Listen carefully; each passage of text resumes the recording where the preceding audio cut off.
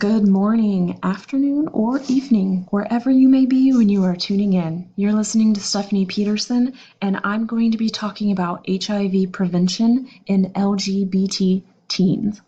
So before we go any further, I want you all to know that half, not 10%, not 25%, but half of all new HIV infections in the US will occur in people ages 13 to 24.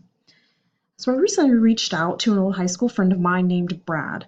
And we're from a small town in the mountains of North Carolina. And I remember Brad coming out in high school, and it was a big deal. It sent our school into a total frenzy because he was the only gay kid in our high school. Well, that we knew of at least. So I recently shot him a message on Facebook, and I just asked him about his experience with sex education in high school. Obviously, our school did not address it. It barely addressed sex in general. But he and I both recognize that LGBT teens in the school setting are grossly underserved when it comes to sex education. So, what is HIV? HIV stands for Human Immunodeficiency Virus. Got that? Good. Lock it in your head. It is a virus that can later develop into AIDS if left untreated. So, what does it do to the body? Well, the virus very literally attacks the immune system and deteriorates it. So, without a good immune system, your body is not able to fight off everyday infections. So, a common run of the mill cold or cough can actually be really dangerous to someone living with HIV or AIDS. So, the most common way to contract HIV is through sexual intercourse. So, you cannot get it from hugging someone, shaking their hand, or sitting next to them on the bus. Heck, you can't even become infected through saliva or kissing. You have to come in contact with certain bodily fluids like blood or semen. Now, HIV disproportionately impacts the LGBT community, and even more disproportionately impacted are Latino and African American gay males. Gay and bisexual men make up 55% of all people living with HIV in the US. That's a big number. That's more than half. So, what is being done to reach out to these LGBT teenage males? Well, not a whole lot. It's the age-old ideology that no one wants to think about or talk about teens having sex, let alone homosexual teens. But as a health professional, I want to say stop. Stop ignoring teens.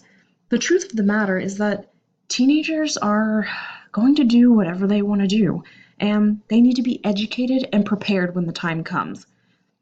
When talking about teens and sex, there's this gray area that I can't ignore. Obviously, with the parents, there are issues with morality and not having sex before marriage, which is wonderful, and it is the only sure way to prevent STDs. But what about everyone else?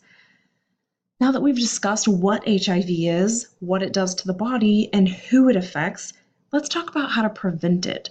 So when it comes to prevention, there are a couple of different things I want to stress. The first is condoms. They are at least 80% effective in protecting against HIV contraction. There are several different resources for teens to access free condoms, such as Planned Parenthood, your local health department, family planning clinics, and even online support groups will often mail out free condoms straight to your home in a very discreet packaging. Great idea, right? So I want you guys to know that there are resources out there, so use them. The second method of prevention I want to talk about is PrEP. Now, PrEP is a little blue pill that is designed for people who do not already have HIV. So PrEP kind of acts like a bouncer in your body. As soon as HIV enters, it steps up and checks its ID. Of course, once PrEP sees that it's HIV, he kicks it out. Or basically, the pill works to prevent the HIV virus from taking hold in the body. When taken as prescribed, it's a pretty effective method of prevention. Guys, it reduces your risk by 90%. So going back to my friend Brad that we talked about in the beginning, he went off to college when he was 18 and received his first HIV screening at age 19. He admitted to knowing virtually nothing about HIV until he had a scare with a possible contraction. Fortunately for him, his results came back negative, but it was enough for him to talk to his doctor about PrEP, and now he takes it every day. So if you want to view all of this information on your own, you can access it right on your smartphone. And I want you to visit the Center of Disease Control website at your own convenience. That is www.cdc.gov/HIV, and I will also link this below. So I encourage you to have open conversations with your partners before things progress too far. Say, hey, I listened to this really cool podcast once about HIV, and I feel most comfortable using a condom. Boom. Open those doors for those critical conversations and feel confident taking your health into your own hands. I want to thank you guys for tuning in. Have a great night.